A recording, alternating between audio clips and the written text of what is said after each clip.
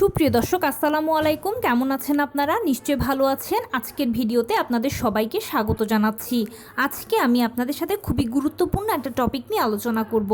সেটা হচ্ছে যারা এখন নবম মাসের গর্ভবতী আছেন বা 36 সপ্তাহে আছেন, তাদের মধ্যে কারো যদি নর্মাল ডেলিভারির ইচ্ছে থাকে এবং যদি চান যে সময় মতো জরায়ুর মুখ খুলুক, সময় মতো পেইনটা আসুক এবং ডেলিভারি কাজটা সহজে হয়ে যাক, তাহলে অবশ্যই আপনাকে এই কাজটি করতে হবে। চলুন বলছি সেই কাজটা কি।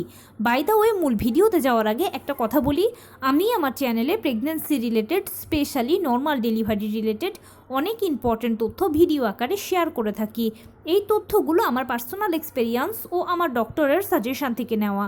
তাই আমার চ্যানেলটিকে যদি একবার আপনারা ভিজিট করেন, তাহলে আপনারা আপনাদের প্রশ্নাতীত মনের অনেক প্রশ্নের উত্তর পেয়ে যেতে পারেন। আমন্ত্রণ জানাবো আমার চ্যানেলটিকে একবার ভিজিট করে দেখার জন্য। এবারে চলুন মূল আলোচনায় যাওয়া যাক। আমি শুরুতেই বলেছি আজকে আলোচনা করব যারা এখন নবম মাস বা 36 সপ্তাহের গর্ভবতী আছেন, তাদের মধ্যে কারো যদি নর্মাল ডেলিভারির ইচ্ছে থেকে থাকে এবং সেই সঙ্গে চান যে জরায়ু মুখ খুলুক, পেইনটা আসুক, ডেলিভারি কাজটা সহজে হয়ে যাক, তাহলে অবশ্যই আপনাকে নিশ্চিত সফলতা পাওয়ার জন্য এই কাজটি করতে হবে। এবারে বলি সেই কাজটা কি।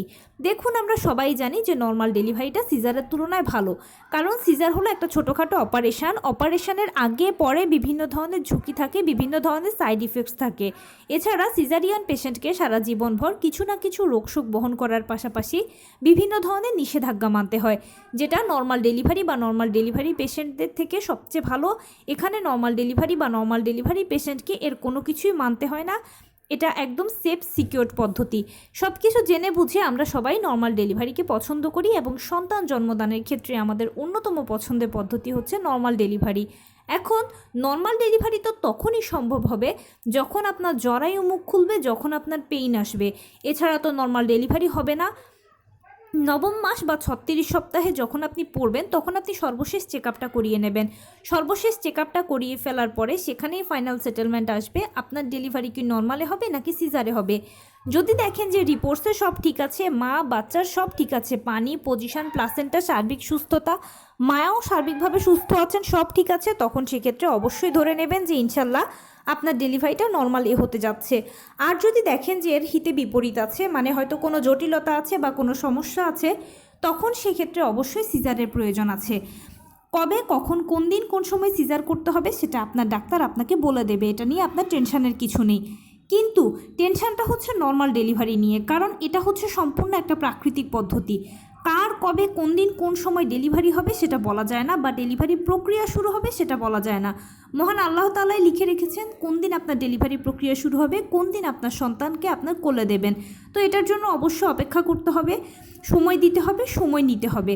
এখন নবম মাস বা 36 সপ্তাহে কেউ যদি সর্বশেষ চেক আপ করিয়ে দেখেন যে সব ঠিক আছে, নর্মাল ডেলিভারির অনুকূলে আছে, বা আপনি একটা আইডিয়া করতে পারছেন যে হ্যাঁ আমার মনে হচ্ছে আমার ডেলিভারিটা নর্মালে হবে, এই ধরনের আইডিয়া করার পরে মায়েরা, বিশেষ করে নতুন মায়েরা একটা ভুল কাজ করেন। সেই ভুল কাজটা কি? সেটা হচ্ছে তারা বিভিন্ন জনের থেকে বিভিন্ন টিপস টোটকা সংগ্রহ করেন, বিভিন্ন কিছু নিয়ে রিসার্চ করতে থাকেন যে কীভাবে জরায়ু মুখ খুলবে, কীভাবে পেইন আসবে।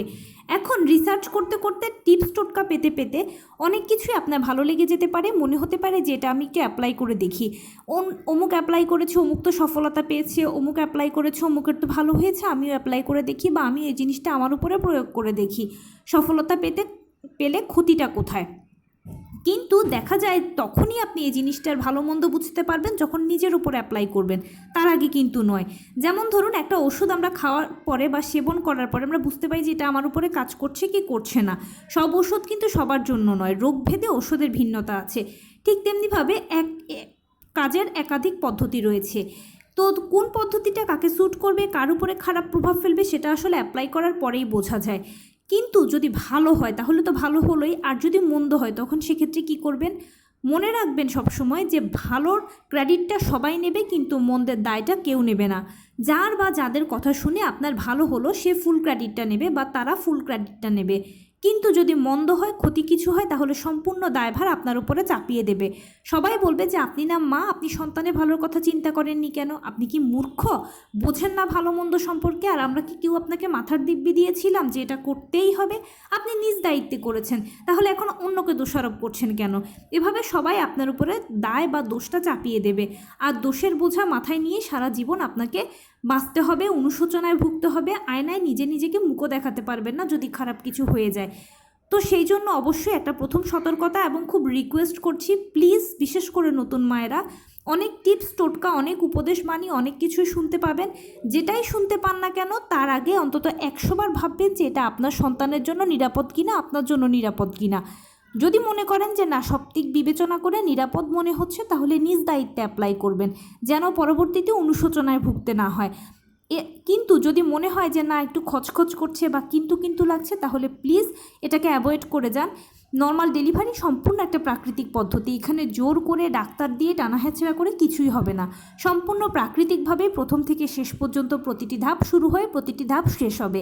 এটা সম্পূর্ণই প্রাকৃতিক ব্যাপার, উপরওয়ালার হুকুম, এখানে কারো হাতে কোনো কিছু কিন্তু নেই। সেজন্য এই ভুল কাজটা করবেন না। অপেক্ষা করবেন, সময় দেবেন, সময় নেবেন, যেটা আমি বারবারই বলছি। তবে যেহেতু আমি বলেছি যে জরায়ু মুখ খুলতে যদি চান এবং সময় মতো যদি আপনার পেইনটা আসুক, এটা যদি চান, তাহলে যেই কাজটা করবেন সেটা হচ্ছে প্রাকৃতিক জিনিসটাকে প্রাকৃতিকভাবেই হ্যান্ডেল করবেন। কি করবেন? আপনি স্রেফ সকালবেলা ঘুম থেকে উঠে 30 মিনিট হাঁটাচলা করবেন, কিছুক্ষণ বাটারফ্লাই স্টাইলে বসে থাকবেন। ছবিতে দেখানো স্টাইলটা হলো বাটারফ্লাই স্টাইল। সেই সঙ্গে দুপুরবেলা খাবারের পরে কিছুক্ষণ হাঁটাচলা করে কিছুক্ষণ বাটারফ্লাই স্টাইলে বসে থাকবেন। রাতের বেলা খাবারের পরে কিছুক্ষণ আবার হাঁটাচলা করার পরে কিছুক্ষণ বাটারফ্লাই স্টাইলে বসে থাকবেন। এবং সেই সাথে লো কমেটটা ব্যবহার করবেন। অনেকে প্রশ্ন করেন যে আপু লো কমেট কি? লো কমেট মানে হচ্ছে ফ্লোরের সাথে অ্যাটাচ করা যে কমেটগুলো থাকে সেটাকে লো কমেট বলে। আর অবশ্যই আপনি সারাদিনে যা যেরকম কাজকর্ম করেন না কেন, সব কিছুর মাঝেই যেন টুকটাক কায়িক শ্রম থাকে, সেটা অবশ্যই আপনাকে নিশ্চিত করতে হবে। পুষ্টিকর খাবার খাবেন, চেষ্টা করবেন এমনভাবে খাবারের চার্টটা তৈরি করতে যেন সকল ভিটামিন, মিনারেল, ক্যালসিয়ামগুলো ঘুরে ফিরে আপনার শরীরে যায়, আপনার থেকে যেন বাচ্চা পায়। স্রেফ এতটুকু করবেন, এতটুকুই আপনার করণীয় কাজ বা চেষ্টা। এতটুকু যদি করেন তাহলেই যথেষ্ট। কারণ কি, এর মাঝে আপনার শরীর সবসময় একটা ব্যায়ামের ওপরে থাকবে। আর আপনারা সবাই জানেন যে নর্মাল ডেলিভারির জন্য সবচেয়ে ইম্পর্ট্যান্ট হচ্ছে শরীরকে ব্যায়ামের ওপরে রাখা বা ব্যায়াম করা। তো এভাবে চললে আপনার শরীর সবসময় একটা ব্যায়ামের ওপরে থাকবে, আর যার ফলশ্রুতিতে আপনার বডি অটোমেটিক জরায়ু মুখ খুলবে এবং অটোমেটিক পেইন আসবে। এটার জন্য আপনাকে আর বাড়তি কোনো চেষ্টা বা কোনো কৌশল অ্যাপ্লাই করতে হবে না। যারা এভাবে চলেছেন, গবেষণায় দেখা গেছে, বড় একটা জরিপে, যারা এভাবে চলেছে বা যারা এভাবে সবসময় ব্যায়ামের উপরে থাকে, কাজকর্মের উপরে থাকে, তাদেরই নর্মাল ডেলিভারি বেশি হয়। এবং শুধু নর্মাল ডেলিভারি হয় না, ডেলিভারিটা অনেক সহজ হয়। কারণ আপনারা সবাই জানেন যে নর্মাল ডেলিভারি পিরিয়ড হওয়া দিয়ে শুরু হবে। পিরিয়ডে পরবর্তী ধাপে আপনার পানি ভাঙবে, পরবর্তী ধাপে পেইন আসবে, তারপরেই কিন্তু পেইন যখন ভারী হবে তখন ডেলিভারি হবে। সো এই পুরো প্রসেসটা হতে অনেকের দেখা যায় যে খুব অল্প সময়ের ভেতরে হয়ে যায়, অনেকের দেখা যায় দীর্ঘদিন সময় লাগে। যারা নিয়মিত ব্যায়াম করে, হাঁটাচলা করে, কায়িক শ্রম করে, এক কথায় যাদের শরীরটা একটা এক্সারসাইজের ওপর দিয়ে যায়, তাদেরই কিন্তু ডেলিভারি প্রক্রিয়া সহজ হয়। আর যারা হাঁটা বসা কম করে, ওঠা বসা কম করে, সবসময় শুয়ে বসে থাকাটাকে পছন্দ করে, তাদের তো নর্মাল ডেলিভারির চান্স খুবই কম থাকে। আর বাই চান্স যদিও বা হয়, তাহলে সময়টা দীর্ঘ লাগে, কষ্টটা তারা বেশি পায়। তাই প্লিজ আপনাদের কাছে একটাই অনুরোধ থাকবে, নিয়মিত হাঁটাচলা করবেন, টুকটাক কায়িক শ্রম করবেন, লো কমেট ব্যবহার করবেন, পুষ্টিকর খাবার খাবেন। আপনি যেই ধর্মের অনুসারী হন না কেন, বেশি বেশি করে উপরওয়ালাকে ডাকবেন। আর অবশ্যই বিভিন্ন বিষয় সম্পর্কে জানবেন, শুনবেন, বুঝবেন।